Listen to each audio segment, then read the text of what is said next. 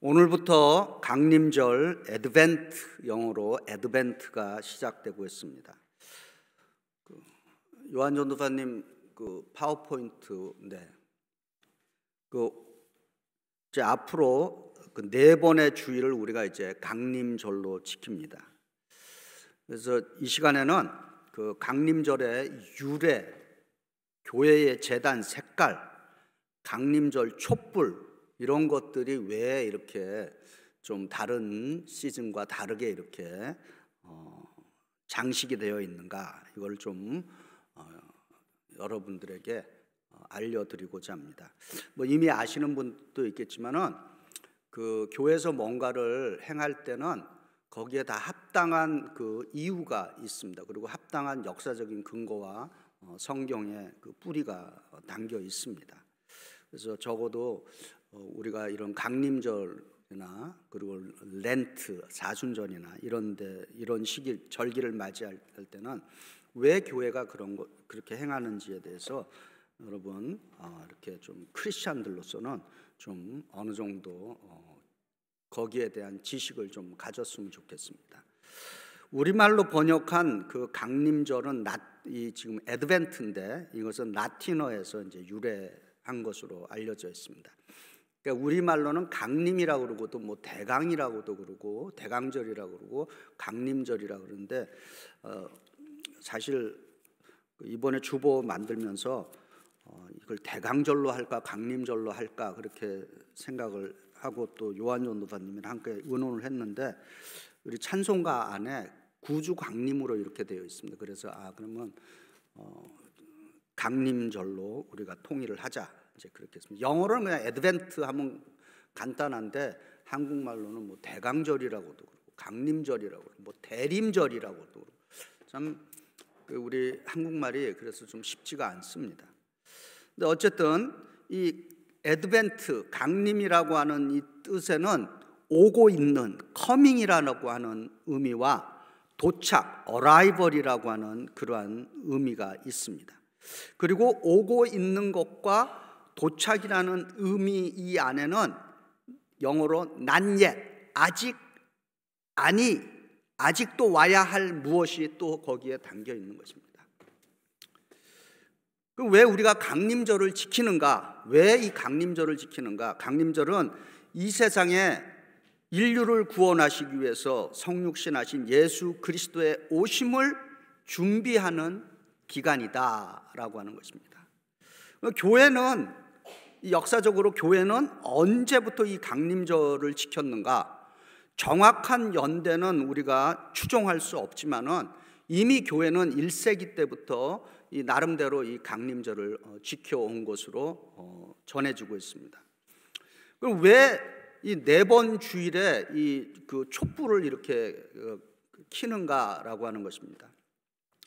지금 오늘 이제 미리 이게 켜놨는데 우리 미국 교회에서는 꼭 이렇게 한 분이 또 특별히 혹은 한 가족이 나와서 이 강림절 촛불을 이렇게 킵니다. 그래서 오늘 이 첫 번째 주일 이 촛불은 우리 주 예수 그리스도가 주시는 희망의 빛, 소망의 주제가 담겨 있습니다. 그리고 이제 두 번째 주일날 또 우리가 이제 두 번째 초를 이제 또 켜는데 거기에는 피스, 평화가 상징을 하고 있습니다. 세 번째 주일에는 이거 다 보라고 초가 4개는 3개는 보라인데 하나가 핑크죠. 이 핑크는 목자들을 상징하는 목자들의 조이, 기쁨을 의미하고 있습니다. 그리고 이제 네 번째 주일 이제 또 다른 보라색은 사랑을 이야기하고 있습니다. 그리고 이제 우리가 크리스마스 이브 혹은 크리스마스 데이에는 우리가 크라이스트 캔들이라고 그래갖고 저 가운데에 캔들을 킵니다. 그것은 바로 이 강림절의 주인공이신 우리 주 예수 그리스도이시고 우리의 구주 되시는 그리스도를 상징하는 초인 것입니다. 그러면 왜 색깔은 다 보라냐? 그래서 저도 뭐 제가 뭐 목회자로서 뭐 특별히 이 강림절을 나타낼 수 있는 거는 하나밖에 없어요. 그래서 이 스토리라 그러죠. 이 스토리 보라고 여기 여러분 우리 강대상이나 이런 데 다 보라로 되어 있습니다. 그리고 이제 제가 또 하나 이렇게 가슴을 열어 제치면 이렇게 넥타이도 보라. 예. 이게 다 강림절을 상징하는 그런 내용입니다. 근데 왜 강림절에 이 보라를 사용하는가? 이것은 바로 그 렌트 사순절과 마찬가지로 이 강림절도 회개와 금식이 또 들어 있습니다. 그리고 자기를 부인하는 시간이고 또한 영적으로 준비하는 시간이고 또한 리플렉션, 자기를 뒤돌아보고 회고하고 반성하는 그러한 시간이 되는 것입니다. 그러면은 성경은 우리 주 예수 그리스도의 강림절, 이 강림절의 희망, 소망을 성경은 증거하고 있는가라고 하는 것입니다. 성경의 구약의 많은 부분들, 예를 들어서 이사야, 그리고 호세야, 미가 이런 선지자들은 이미 그 오실 그리스도에 대해서 예언을 했습니다. 그 중에 이제 대표적으로 이제 이사야를 이제 말씀드리면은 이사야 7장 14절에 이렇게 증거합니다. 그러므로 주께서 친히 징조를 너희에게 주실 것이라. 보라, 처녀가 잉태하여 아들을 낳을 것이요 그의 이름을 임마누엘이라 하리라. 아멘. 이 이사야의 이 예언은 마태복음 신약 성경 마태복음 1장 23절에 성취가 되었습니다. 그래서 마태복음 1장 23절에 보라, 처녀가 잉태하여 아들을 낳을 것이요 그의 이름은 임마누엘이라 하리라 하셨으니 이를 번역한즉 하나님이 우리와 함께 계시다 함이라. 아멘. 그 다음에 또 이사야 9장 1절과 2절에 이렇게 증거합니다. 전에 고통받던 자들에게는 흑암이 없으리로다. 옛적에는 여호와께서 수블론 땅과 납달리 땅이 멸시를 당하게 하셨더니 후에는 해변길과 요단 저쪽 이방의 갈릴리를 영화롭게 하셨느니라. 흑암에 행하던 백성이 큰 빛을 보고 사망의 그늘진 땅에 거주하던 자에게 빛이 비추도다. 아멘. 이 이사야의 이 예언의 말씀은 또 마태복음 4장 16절에서 이제 성취가 되었습니다. 마태복음 4장 16절에 이렇게 증거합니다. 흑암에 앉아 있는 백성이 큰 빛을 보았고 사망의 땅과 그늘에 앉은 자들에게 빛이 비추었도다 하였느니라. 아멘.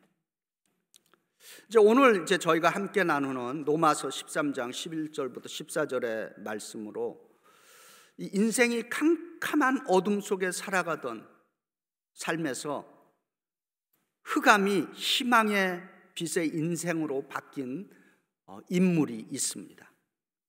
바로 성 어거스틴이라고 하는 분입니다. 이 성 어거스틴은 특별히 오늘 본문 그 13장 11절부터 14절의 말씀으로 그 자신의 그 어둠의 생활을 회개하고 빛된 인생으로 바뀌는 아주 놀라운 성경 말씀이 되었습니다. 여러분 혹시 이제 우리 크리스찬들은 좀 좋은 서적을 좀 많이 읽기를 권해드립니다. 특별히 영적인 서적 가운데 어거스틴의 고백록은 이것은 특별히 서양에서는 그 최대의 그 작품으로도 아주 위대한 문학 작품에 속하는 또 작품입니다. 이 어거스틴은 원래 그 이방 종교를 믿던 인물이죠. 우리 너무도 잘 알고 있죠. 그분의 어머니 모니카의 기도로 이제 어거스틴이 변화됐다 이렇게 또 알려져 있습니다. 특별히 이 어거스틴은 그 이집트의 수도사인 그 안토니우스라고 하는 분의 그 사막의 아버지죠. 이런 분들은 또 나중에 이런 이야기들도 시간이 될 때 여러분과 함께 배움의 시간을 좀 가졌으면 좋겠습니다. 이 안토니우스가 모든 것을 다 버리고 이제 자기 생애를 온전히 하나님께만 바치기로 이제 결심하고 사막으로 들어갔습니다. 또 그런 이야기뿐만 아니라 그 로마의 황제를 수행하던 했던 그 수행원들, 그들의 또 회심 이야기를 또 어거스틴이 듣게 되었습니다. 그래서 어거스틴의 마음에 굉장히 갈등이 생겼습니다. 왜 나도 저 사람들처럼 되고 싶은데 나는 왜 그렇지 않는가? 왜 나는 그 마음이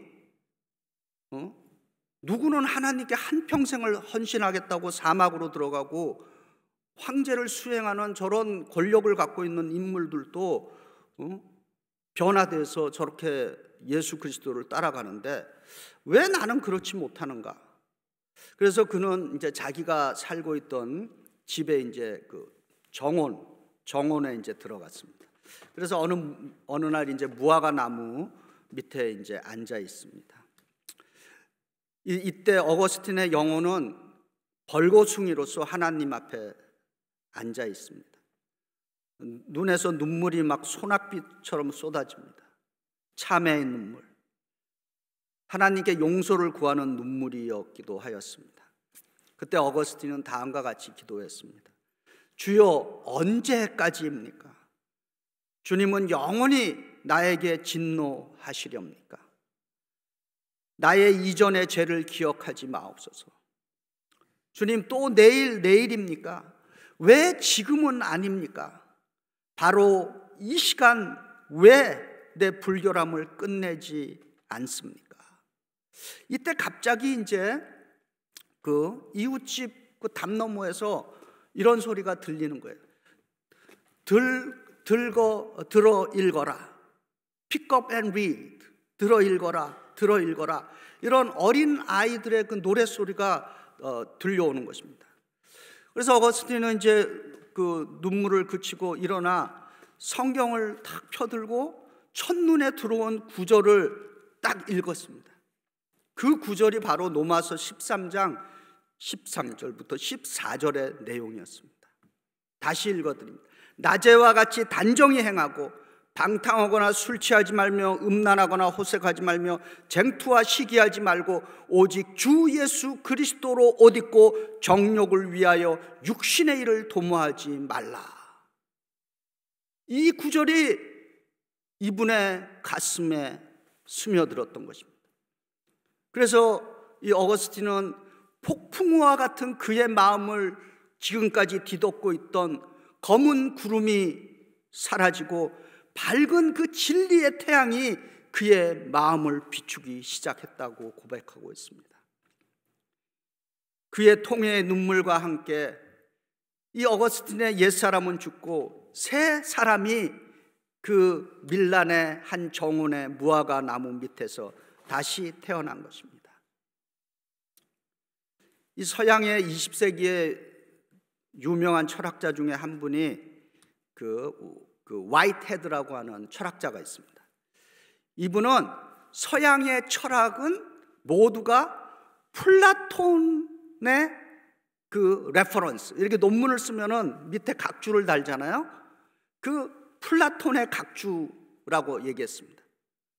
그와 마찬가지로 서구의 기독교의 모든 것은 어거스틴의 레퍼런스다, 각주다, 이렇게 말했습니다. 그만큼 어거스틴이 우리 기독교인들에게 끼친 이 영적인 그 영향력은 어마어마하다라고 하는 것입니다. 영적인 거성입니다. 그래서 어거스틴을 통과하지 않고서는 이 영적인 것을 이해하는데 이분을 꼭 통과할 수밖에 없는 그 정도로 거대한 산맥과 같은 존재인 것입니다. 이 영적인 거장을 회심시킨 이 로마서 13장 11절부터 14절의 말씀이 오늘 이 대강절 강림절 첫 번째 주일을 맞이하는 우리들의 인생도 변화시키는 말씀이 되기를 소망합니다. 어거스틴 개인의 변화처럼 우리 각자는 내 자신이 먼저 변화를 받아야 할 줄 믿습니다. 우리가 세상의 변화를 위해서 많은 이야기를 합니다. 오랜 인생을 산 거는 아니지만은 한 가지 결론은 저는 이렇게 생각합니다. 다른 사람 탓하지 말고 내 자신의 변화, 내 자신의 성숙함, 이것이 먼저 있어야 하겠다라고 하는 것입니다. 로마서 13장 11절입니다. 또한 너희가 이 시기를 알거니와 자다가 깰 때가 되었으니 이는 이제 우리의 구원이 처음 믿을 때보다 가까웠음이라. 아멘.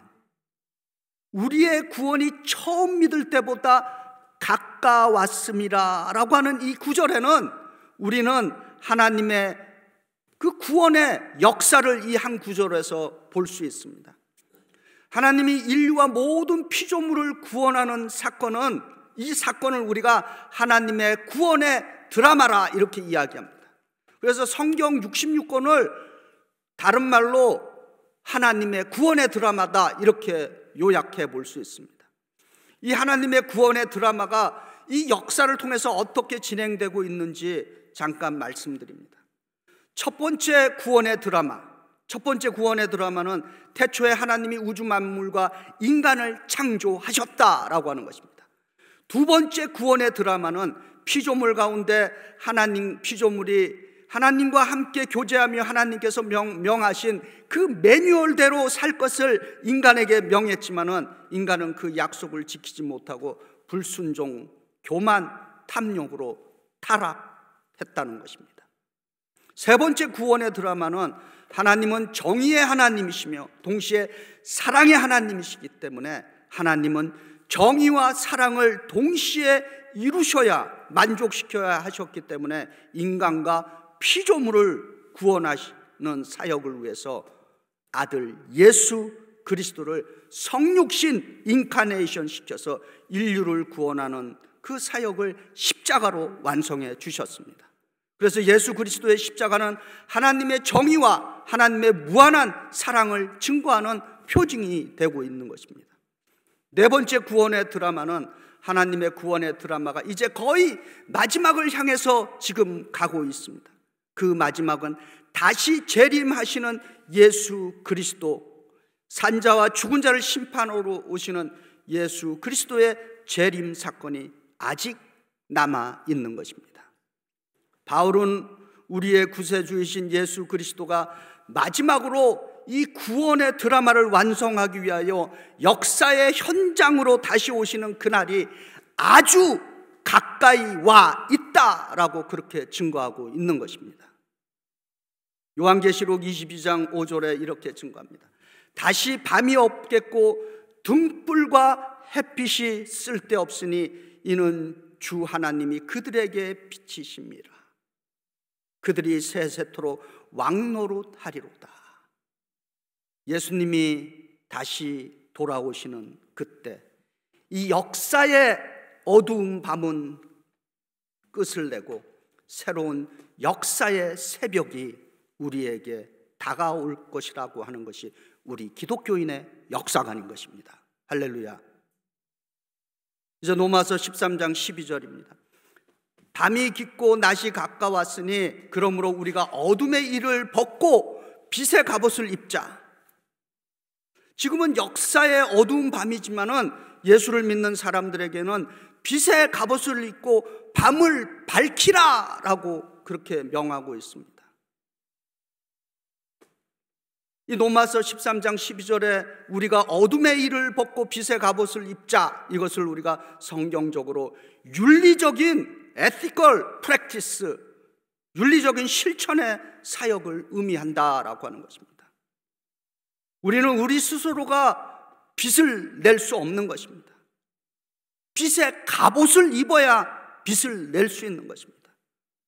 예수 믿는 사람들은 스스로가 빛을 비추는 존재들이 아니라 우리의 태양이신 예수님의 빛을 받아서 달처럼 그 빛을 반사해내는 것이 우리 그리스도인의 삶이다라고 하는 것입니다. 할렐루야. 동의하시죠? 그렇게 믿죠? 우리는 우리 스스로가 빛을 내는 존재가 아닌 것입니다. 그 요한복음 12장 46절에 나는 빛으로 세상에 왔나니 무릇 나를 믿는 자로 어둠에 거하지 않게 하려 함이로다, 이렇게 증거하고 있습니다. 예수 그리스도의 빛을 우리의 삶의 터전에서 반사해낼 수 있는 인생들이 되시기를 주의 이름으로 기도합니다. 누군가가 왜 당신은 예수를 믿느냐고 물으면은 이 강림절의 오늘 첫 번째 촛대의 주제가 희망입니다. 저는 그렇게 말합니다. 왜 예수를 믿으세요, 목사님? 예수님이 유일한 희망이기 때문입니다. 여러분들도 그렇게 자신 있게 고백하고 대답할 수 있기를 바랍니다. 로마서 13장 14절에 정욕을 위하여 육신의 일을 도모하지 말라라고 증거합니다. 사도 바울은 우리가 정욕을 위해서 육신의 일을 도모하지 않고 벗어나야 할 어둠의 일들, 무엇이 어둠의 일들인가 라고 하는 것을 6가지로 지금 오늘 본문에서 정리하고 있습니다. 로마서 13장 13절에 낮에와 같이 단정히 행하고 방탕하거나 술 취하지 말며 음란하거나 호색하지 말며 다투거나 시기하지 말라 이렇게 증거합니다. 첫 번째 방탕입니다. 이 방탕은 이 원래의 의미는 운동 경기에서 우승자를 축하하고 호의하면서 칭찬하는 노래를 부르면서 그 우승자의 그 집으로 동행하는 한 무리의 사람들을 말하는 단어였습니다. 그런데 이것이 훗날에는 그냥 오합지졸로 시끄럽게 술주정꾼들이 함께 모여서 떠드는 그러한 의미로 바뀌었습니다. 그래서 방탕이라고 하는 이 단어는 우리를 낮추고 다른 사람들에게 방해가 되는 소란을 피우지 말라 이런 의미가 있는 것입니다. 두 번째 어두움의 일은 술 취함입니다. 사도 바울은 그리스도인에게 술 취하는 것은 아주 무례한 일이다 이렇게 이야기하고 있습니다. 이미 아시다시피 사도 바울 시대에 이 포도주는 늘상 식사 때마다 마시는 음료와 같은 것이었습니다. 혹시 여러분들 가운데 거북한 그 불편한 진리가 될 수 있겠지만은 우리 종교 개혁의 아버지라고 불리는 마틴 루터 이 어른은 맥주를 너무 좋아하셨어요. 그래서 종교 개혁하면서 성으로 피신해 갔는데 걱정 중에 하나가 그 맛있는 맥주를 못 마시는 것에 대해서 걱정했다. 뭐 그런 일화도 있습니다. 그럼 이제 오늘 이 얘기 듣고 그런 위대한 사람들도 술 마시니까 나도 많이 마셔야지. 꼭 그렇게 생각하시는 분들이 있어요. 그렇게 하면 안 되는 거예요. 술 취하지 말라. 부끄러운 일이다 하는 거예요. 음란. 이 단어는 침상을 말하는 것입니다. 여기서 말하는 음란이란 아무런 가치를 부여하지 않고 아무 때나 아무나 하고 원하는 장소, 시간 이런 거 다 관계없이 자기의 쾌락을 즐기는 것을 음란이라 하는 것입니다. 네 번째 어둠의 일은 호색입니다. 이 단어는 파렴치하고 부도덕하고 부끄러움에 개의치 않는 것을 말하는 것입니다. 대부분의 사람들은 자신의 어떤 거짓이나 어떤 악한 것들을 감추려고 합니다. 그러나 이 호색하는 사람은 누가 보든지 개의치 않고 버젓이 명성, 명예, 염치 없이 행동하는 것을 말하는 것입니다. 다섯 번째 어둠의 일은 뭔가? 다툼입니다. 여기서 말하는 다툼은 자기 말은 참되고 정직한 반면에 자기 말은 다 옳고 다른 사람의 말들은 다 틀렸다라고 하는 것입니다. 다툼은 우리 기독교인의 가치관인 겸손과 사랑에 반대되는 삶을 의미하는 것입니다.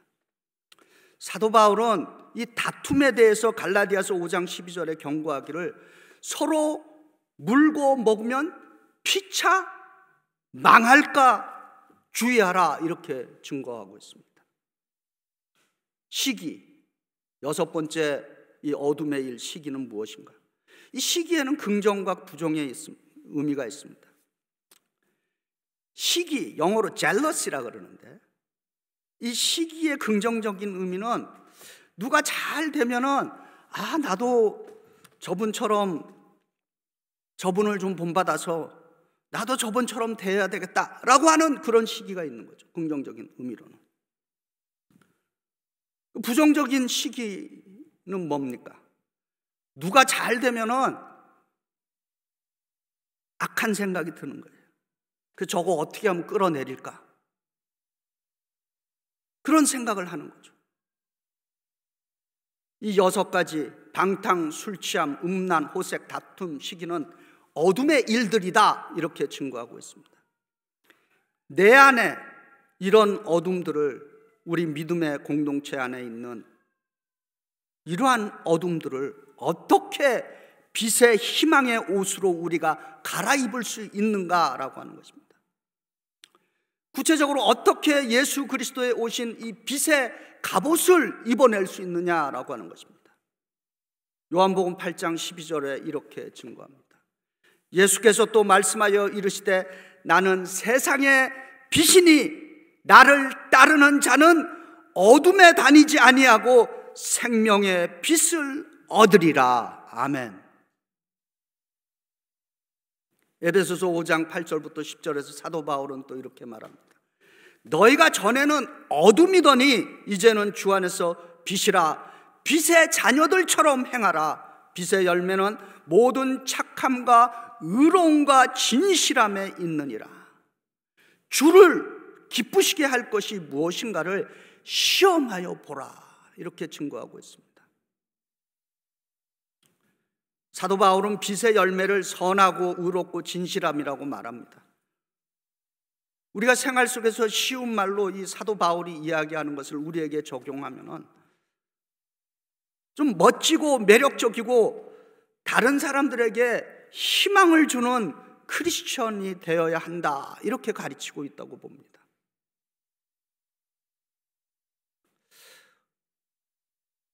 과연 다른 사람들이 나를 보면 좀 희망을 얻을 수 있는가? 과연 다른 사람들이 우리를 보면은 참 예수 믿는 것이 매력적이구나, 좀 이런 인간적인 것들을 느낄 수 있는가? 우리가 예수님을 나의 주인, 나의 구세주로 영접하면은 우리는 어둠에서 빛의 인생으로 옮겨가는 줄 믿습니다.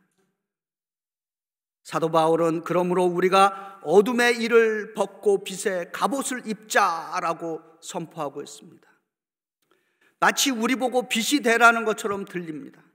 그러나 우리는 애써서 빛이 되려고 노력할 필요가 없는 것입니다.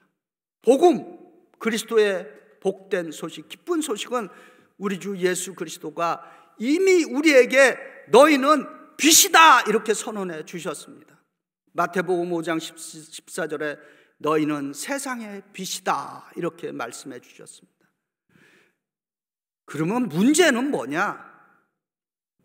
예수께서 얘야 너는 빛이다, 빛이 되라가 아니라 빛이다라고 말씀해 주셨는데, 나는 우리 스스로가 주님 아니에요, 나는 빛이 아닙니다 하고 어둠 속에 숨어 있기 때문인 것입니다.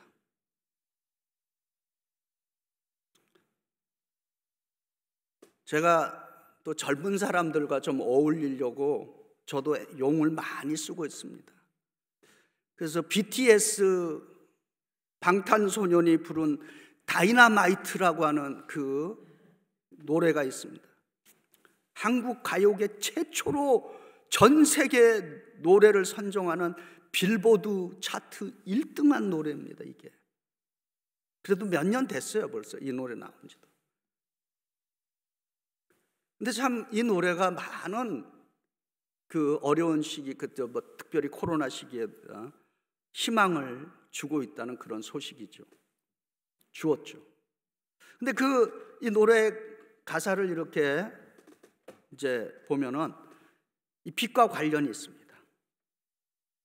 근데 이 가사를 보면은 그냥 흔들리는 그냥 깜빡깜빡 그냥 플리커링하는 가느다란 이런 불빛이 아니라 어마어마한 성광과 같은 빛을 지금 이 친구들이 노래하고 있습니다. 한국말로 번역하면 이렇게 됩니다. 이렇게 번역합니다. 난 오늘 밤 별과 같은 존재이다. 그러니까 내가 불빛을 가져다가 이 밤을 밝히는 걸 한번 봐봐. 약간의 펑크와 소울 비트로 이 도시를 뚫고 빛날 거야. 그렇게 난 다이나마이트처럼 빛이 날 거야. 이 뭐 유행가 가사지만은 얼마나 파워가 있습니까? 우리 주 예수 그리스도의 빛의 갑옷을 입은 우리들은 이 젊은 가수들이 노래하는 것처럼 이 다이나마이트처럼 이 세상에서 빛을 비추을 수 있어야 된다고 믿습니다. 이번 성탄 기간 동안 어디서든지 저희들이 크리스마스 추리에서 나오는 그 빛을 볼 때마다 예수님이 우리에게 다이나마이트처럼 비춰주시는 이 희망의 빛을 기억할 수 있기를 바랍니다. 예수님은 우리들의 가장 위대하신 희망의 빛인 것입니다. 그리고 우리 각자는 예수님의 이 가장 위대한 희망의 빛을 반사해서 비추는 희망의 삶을 살아낼 수 있기를 기도합니다. 예수 그리스도의 오신 빛의 갑옷을 입고 이 강림절에 예수 그리스도의 희망의 빛들을 반사하는 매력적이고 멋진 그리스도인들이 되시기를 주의 이름으로 축원드립니다. 기도드리겠습니다.